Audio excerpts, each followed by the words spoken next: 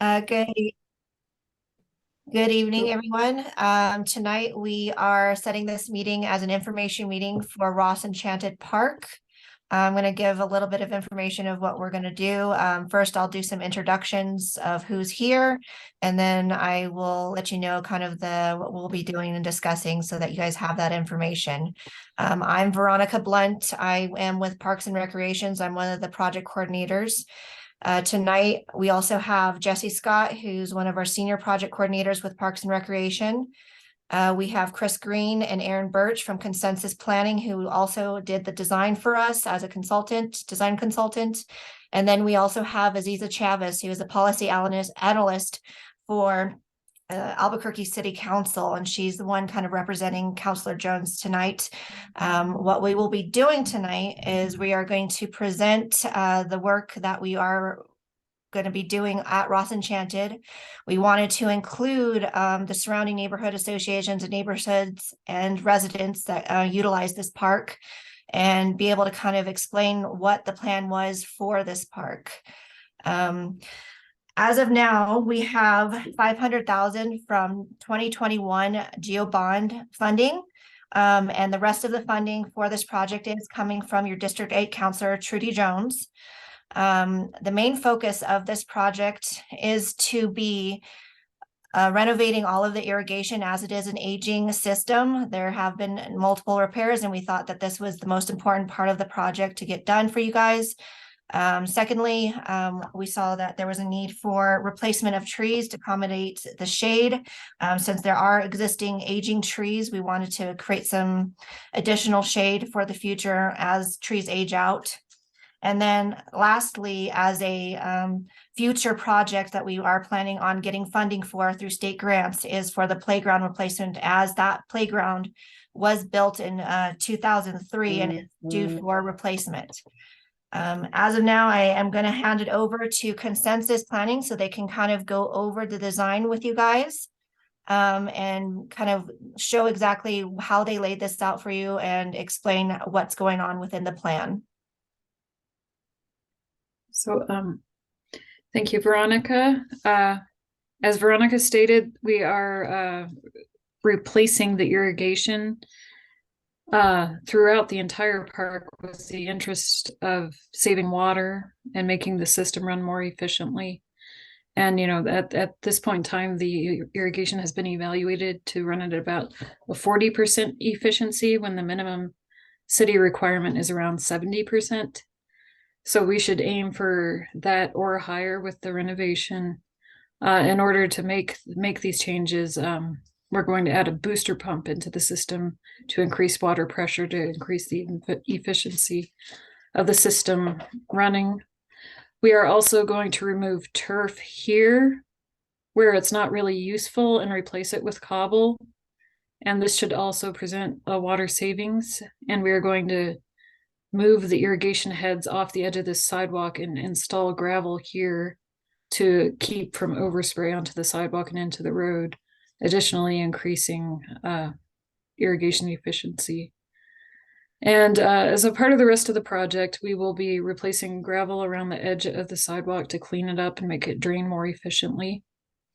We are replacing all of the site furnishings within the project and adding additional ADA picnic tables and benches throughout the park. We are going to prune the ash trees and dieback within the ash trees and the suckers from the crabapple in the corner just to clean things up. And then we've been working with the new city forester, urban forester, on tree replacements. So the successional plantings should be more climate friendly trees, and they should grow in as the old ones continue to age out.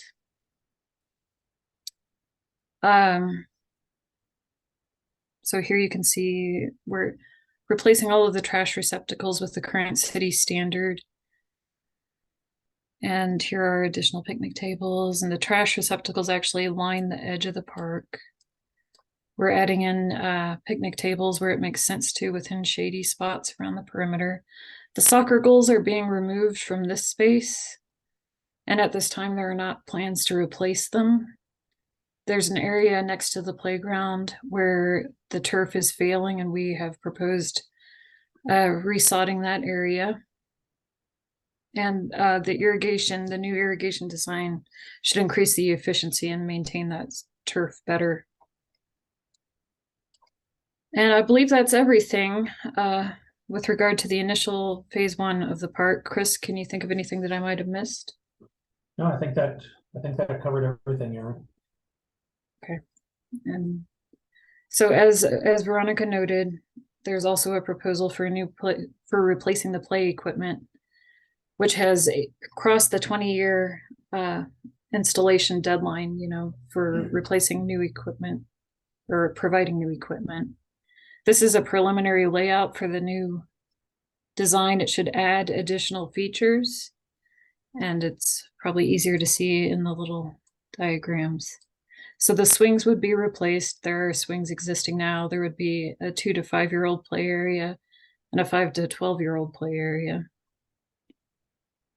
as there is now, but with updated equipment and additional features. And we'll just scroll through these right now. These are just different angles of the same system, and you can see they all have shade over them as play equipment gets hot. And that would be the final image. And then also associated with the play areas, replacing the sand that's currently there with the newer engineered wood fibers. So a different surfacing for the play area as well.